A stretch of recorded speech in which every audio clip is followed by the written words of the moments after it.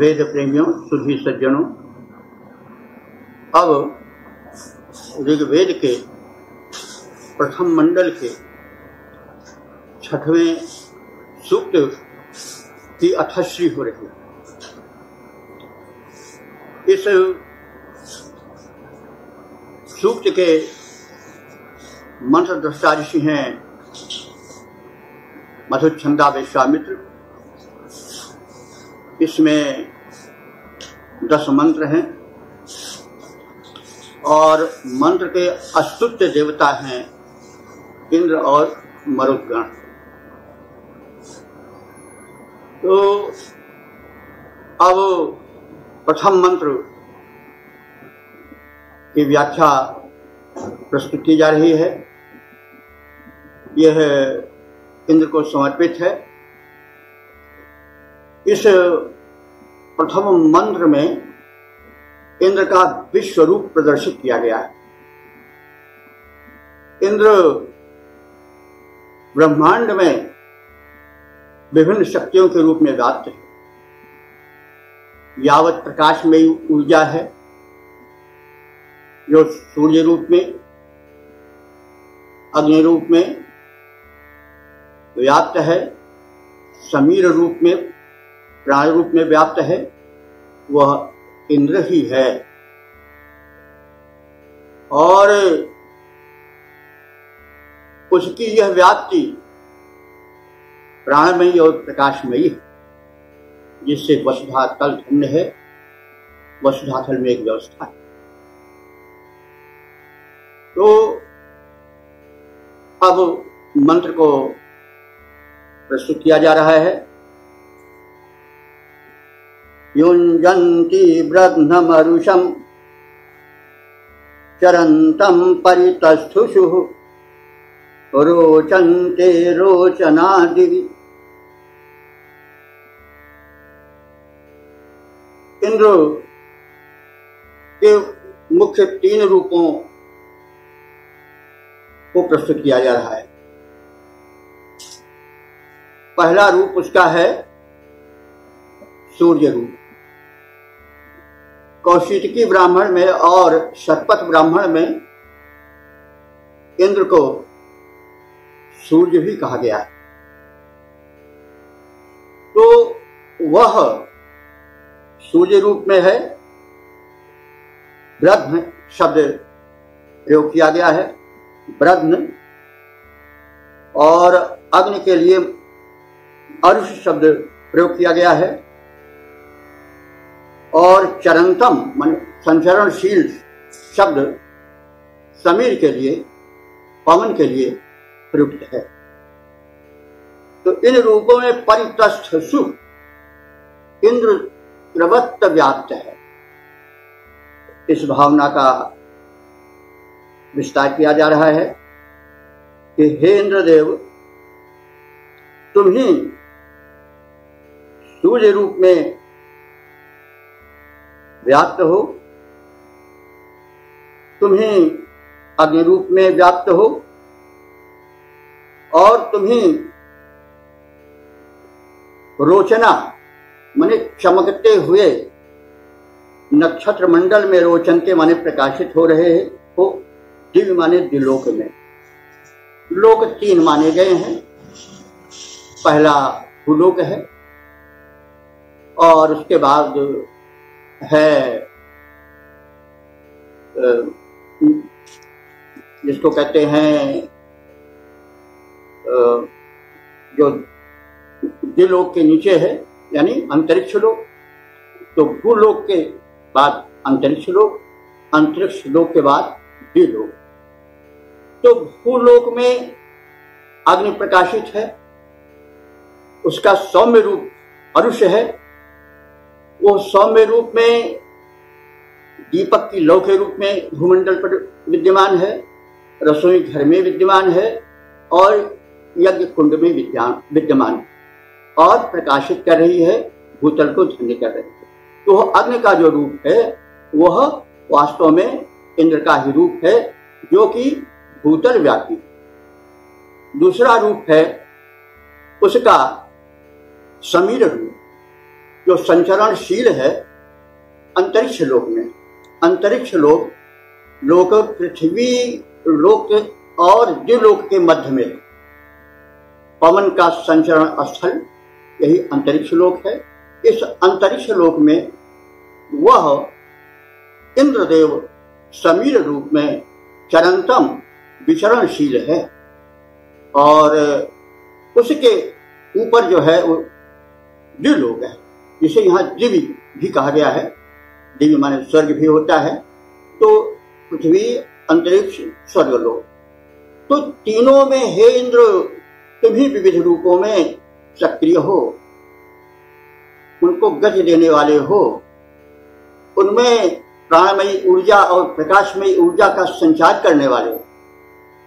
तो हे इंद्र युंजंत तुम जोड़ रहे हो इन तीनों लोकों को और परितस्थुषु इसमें सर्वत्र चारों ओर से तुम विराजमान हो।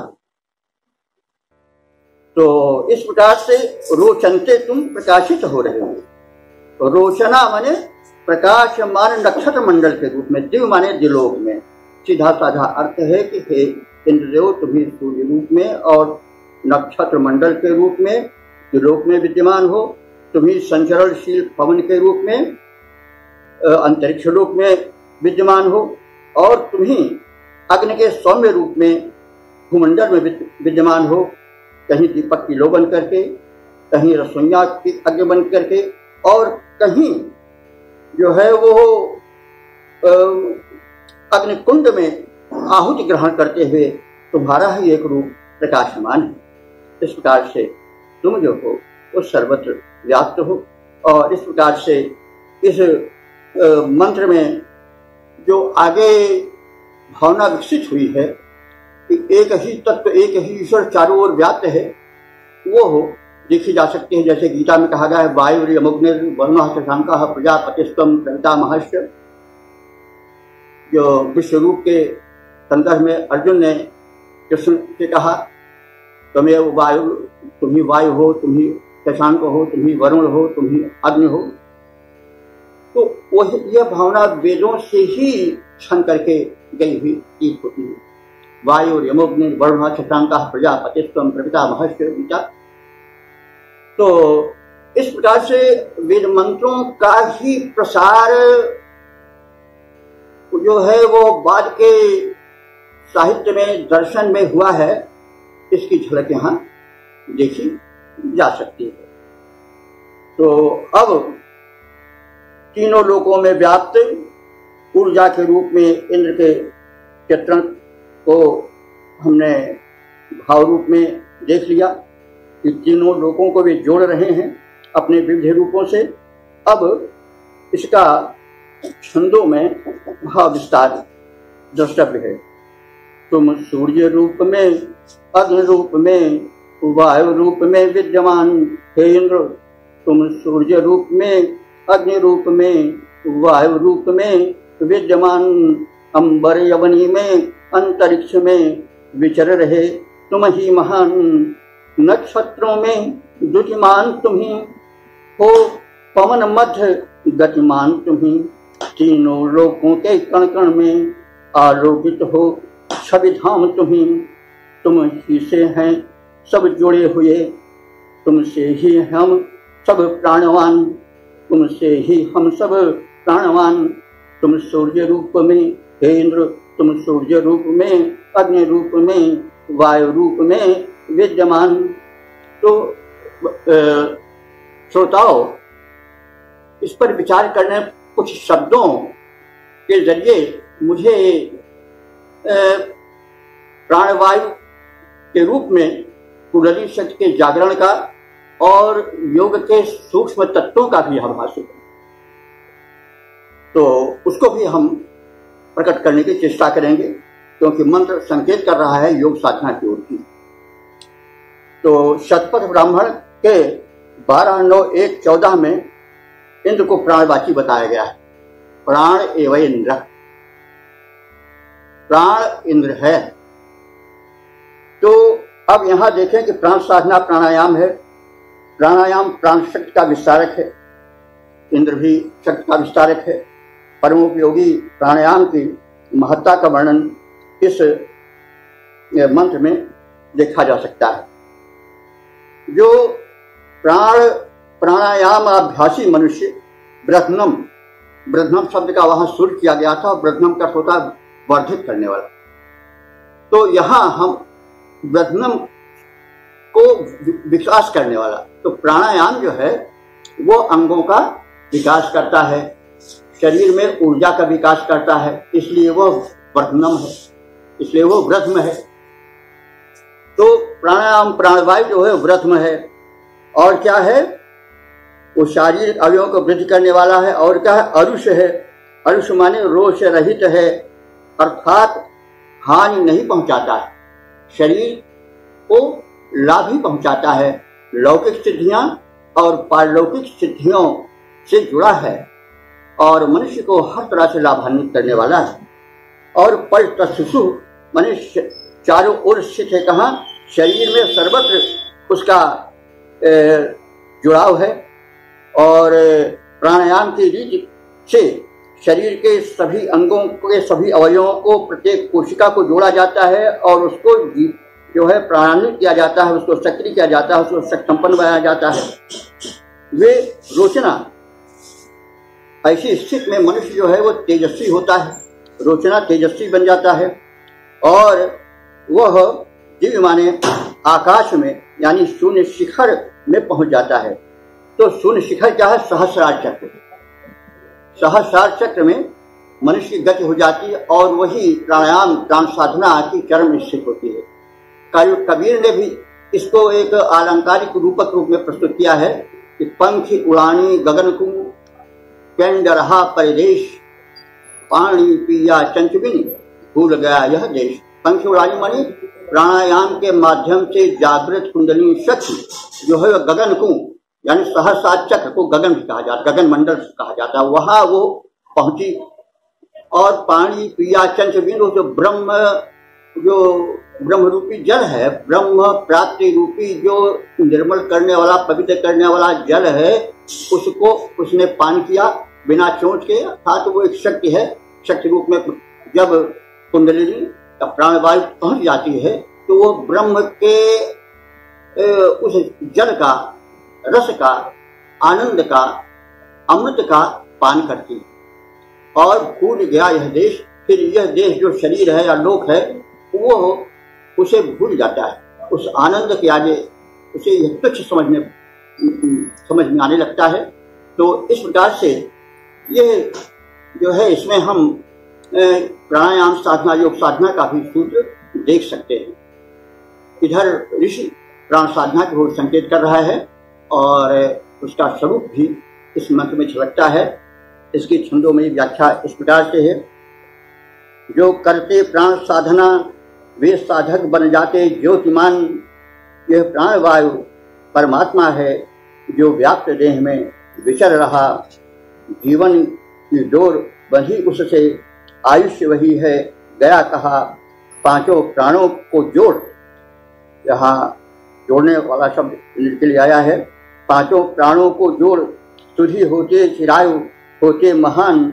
शारीरिक अवयव वृद्धि हेतु तन मन विकास का लक्ष्य लिए साधते। पवन को शुद्ध साधक प्राणायामों में चित्त दिए। योगाग्नि तप्त सुकृति साधक, अग्नि का भी वर्णन आया मंत्र में। योग क्या है? योगाग्नि तप्त सुकृति साधक हो जाते हैं देदीप्यमान। जब यह योग की अग्नि व्यक्ति है तो शरीर में विचित्र आभा, स्वर्णिम आभा छा जाती है। तो ही कहा जा रहा है योगाग्नि तप्त सुकृति साधक हो जाते हैं देदीप्यमान। वे नित्य निरंतर तन मन से तेजस्वी होते जाते हैं। वे सहस्रार में परम ज्योति में प्रभु के दर्शन पाते हैं। यों परम धन्य बन जाते हैं वे प्राण साधना रस सुजान। जो करते प्राण साधना वे साधक बन जाते ज्योतिमान। तो इस प्रकार से इस मंत्र में इंद्र के सार्वभौम, उसके सर्वव्यापक त्रिलोकव्यापी रूप का, प्राणवाची प्रकाशमयी रूप का तो चित्रण किया ही गया, साथ ही ऋषि मधुर छंदा ने यह भी द्योतित किया है, यह भी बताया है कि प्राण साधना करने से व्यक्ति तीनों लोक में धन्य हो जाएगा और प्राण शक्ति जागृत हो जाएगी तो उसका जीवन तेजीप्यमान हो जाएगा, दीप्त हो जाएगा और वह परम शक्ति से युंजन बने जुड़ जाएगा। तो इस प्रकार से इस मंत्र की जो है वो तिथि हो रही है। वेद प्रेमियों, अब प्रथम मंडल के छठे सूक्त के दूसरे मंत्र की व्याख्या प्रस्तुत की जा रही है।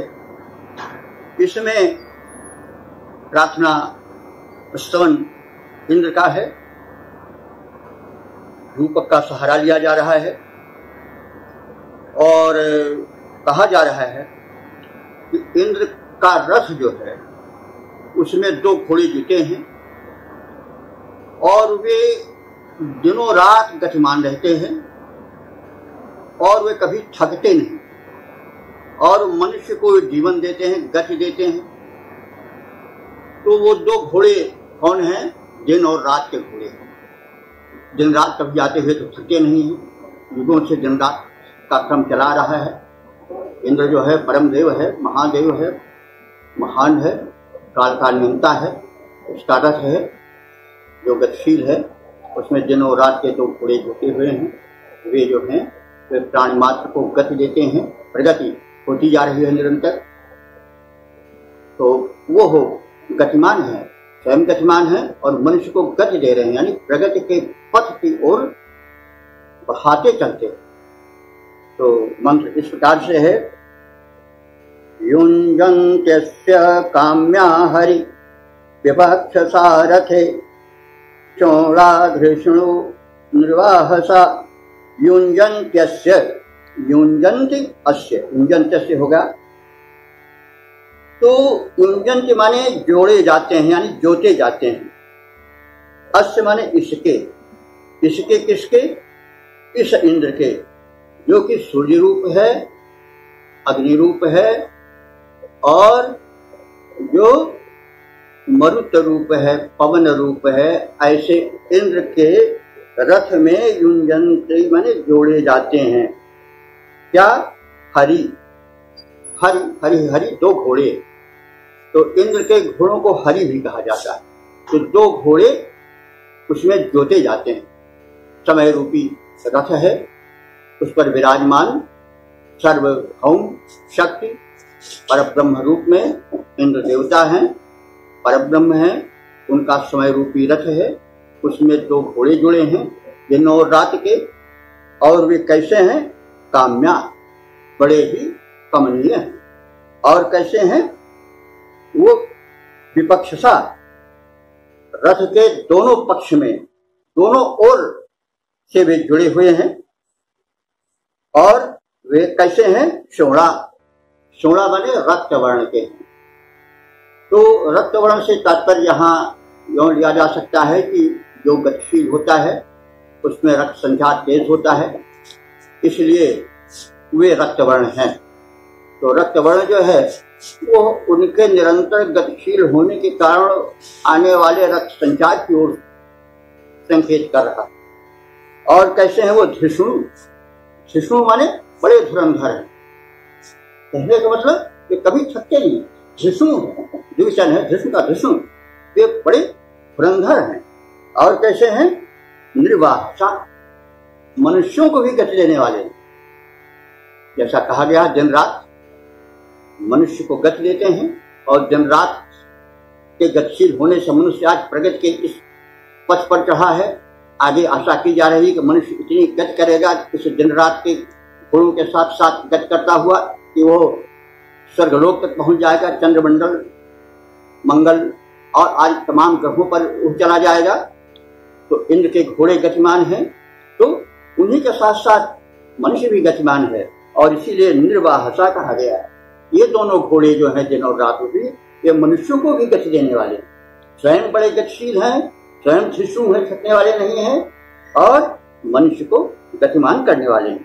और वे बड़े कमनीय हैं और शूल रक्त वर्ण के, रक्त वर्ण से यहाँ आशय लिया जा सकता है कि श्रम के कारण कुछ रक्तिम हो गए हैं और वे जो हैं थकते नहीं हैं और बड़े कमनीय लगते हैं, उनको हरि नाम भी दिया जाता है। इस प्रकार से यह मंत्र जो उस महान इंद्र के, जो कि 3 रूपों में वर्णित किया गया है प्रथम मंत्र में, उसके समय रूपी रथ पर सवार होकर चलने वाली उस महाकाल रूप इंद्र का वर्णन है, उसके घोड़ों की महत्ता और श्रेष्ठता का वर्णन है। और इस प्रकार से यह गद्यात्मक इसका भाव बताया गया। अब पद्य में इसका रूपांतरण और भाव विस्तार प्रस्तुत है। इंद्र रूप परमात्मा के रथ में 2 घोड़े जुटे हुए, गति प्राणी मात्र को देते हैं, गति प्राणी मात्र को देते हैं। उनका हरि नाम प्रसिद्ध, उन्हें दिन रात रूप में कह सकते। ये रक्त वर्ण कमनीय गति कुशल, चलते किंतु नहीं थकते, ये चलते किंतु नहीं थकते। त्रिभुवन उनकी गति के वश में, त्रिभुवन उनकी गति के वश में, वे सबको वो सबकी चाल समेटे हैं। इंद्र रूप परमात्मा रथ में 2 घोड़े जुटे हुए, सब गति वे प्राणी को देते, सब गति प्राणी को देते हैं। इस प्रकार से इस मंत्र की व्याख्या का समापन हुआ है। अब प्रथम मंडल के 6वें सूक्त के 3रे मंत्र की व्याख्या प्रस्तुत की जा रही है। इस मंत्र में इंद्र के सूर्य रूप को द्योतित किया गया है। जैसे पहले कहा जा चुका है कि ब्राह्मण ग्रंथों में और वैदिक कोशों में सूर्य इंद्र का पर्याय माना गया है, तो इंद्र का सूर्य रूप यहाँ पर प्रस्तुत है। तो मंत्र इस प्रकार से है। केतुम कृणवन्न केतवे पेशौ मर्या उपेशसे, समुषद्भिर अजायथाः, समुषद्भिर अजायथाः। केतुम कृणवन्न केतवे पेशो मर्या उपेशसे, समुषद्भिर अजायथाः। हाँ, तो जो इंद्र सूर्य रूप में है वह क्या करता है, किस प्रकार से भूमंडल को कृतार्थ करता है, इस बात की अभिव्यक्ति की गई है। वह इंद्र सूर्य रूप में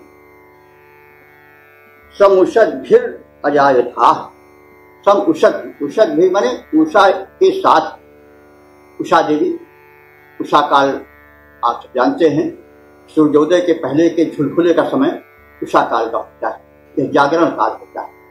और सूर्य का उषा काल वाला रूप जो सविता का रूप भी माना जाता है, वो बड़ा ही पवित्र माना जाता है, उसी को अमृत वेला भी कहा जाता है। तो सूर्य इंद्र रूप में जो है वो सूर्य क्या करता है कि सम उषद्भिर अजायथा, वो उषा के साथ ही जग जाता है और क्रियाशील हो जाता है। और फिर वो करता क्या है कि तुम कृणवन अकेतवे, अकेतवे, अकेतवे माने जो जड़ता पूर्ण निद्रा में या जो निद्रा की जड़ता में मग्न है उनको क्या करता है, जगाता है। केतुम करो, जागृत करता है। अकेतवे जो जड़ता या निद्रा रूपी जड़ता में ग्रस्त हैं उनको वो जागृत करता है और उनको केतु बनाता है। केतु माने कहते हैं पताका भी होता है और केतु माने होता प्रधान, जैसे रघुकुल केतु, तो जय जय जय कह रहे कुल केतु। तो केतु माने सर्वश्रेष्ठ, पताका माने सर्वश्रेष्ठ जो हो, रकुल में जो सर्वश्रेष्ठ रामचंद्र, इसलिए रकुल केतु कहा गया। तो जब व्यक्ति जग जाएगा ब्राह्म मुहूर्त में, उषा जगी, सूर्य भी जग करके उदित होने वाला है, उस वेला में जो जगता है वो जड़ता या निद्रा की जड़ता को छोड़ देता है और जब क्रियाशील हो जाता है तो केतु रूप होने लग जाता है। वो पताका रूप होकर फहराने लगता है, प्रधान रूप उसका बनने लग जाता है। तो कहने के मतलब इंद्र जब जगता है, जब सक्रिय होता है उषा के आगमन के साथ साथ, तो वो निद्राग्रस्त, निद्रा की जड़ता में पड़े हुए प्राणियों को जागृत करता है, जिससे कि वे केतु रूप महान या प्रधान हो जाते हैं। और फिर वो क्या करता है, हे मरिया, हे मरिया माने हे मर्त्य लोक के निवासियों, वह अपेशसे पेशो, अपेशसे माने जो धनहीन है उनको पेशश करता है, यानी धन से युक्त करता है। ये तो अंग्रेजी में भी कहा जाता है कि early to bed and early to rise makes healthy wealthy and wise. तो प्रातः का जागरण जो है मनुष्य को धनवान भी बनाता है और स्वस्थ भी बनाता है, स्वास्थ्य और धन का भी संबंध है, सब कुछ है। तो सूर्य रूप में जब इंद्र आता है तो वो क्या करता है कि जो निद्रा की जड़ता में ग्रस्त थे उनको जगा करके, चेतना ला करके उनको प्रधान बनाता है, श्रेष्ठ बनाता है। और फिर यदि दारिद्र्य के स्थिति में लोग पड़े हुए हैं अकर्मशीलता के कारण, तो उनमें संपन्नता का संचार करता है। तो उसके लिए शब्द है अपेशसे पेशो, अपेशसे पेशा करोति, यानी जो अपेशस हैं यानी धनहीन है उनको धनवान बनाने की भूमिका वह सूर्य बनाता है। सूर्य कौन है? इंद्र का ही एक रूप है। और इस प्रकार से वह इंद्र स्मरणीय है और ज्ञातव्य है। यह जो है वो ऋषि का कथन है। तो अब इसका छंदोबद्ध भाव विस्तार इस प्रकार से है। ऐश्वर्यवान भगवन, ऐश्वर्यवान भगवन, इंद्र के लिए ऐश्वर्यवान भगवन रवि रूप में उदित हो, सोते हुए जगत को संदेश यह सुनाए, सोते हुए जगत को संदेश यह सुनाए। तो संदेश क्या है? सक्रिय सजग सभी हो, सक्रिय सजग सभी हो, आलस्य त्याग करके मानव समर्थ बनकर जीवन सफल बनाए। ऐश्वर्यवान भगवन रवि रूप में उदित हो, सोते हुए जगत को संदेश सुनाए, संदेश सुनाए। जो ज्ञानहीन हैं, जो ज्ञानहीन हैं वे जन ज्ञान धन कमाए, धनहीन धन कमा कर, धनहीन धन कमा कर समृद्धियां बढ़ाएं। ऐश्वर्यवान भगवन रवि रूप में उदित हो, सोते हुए जगत को संदेश यह सुनाए, संदेश यह सुनाए।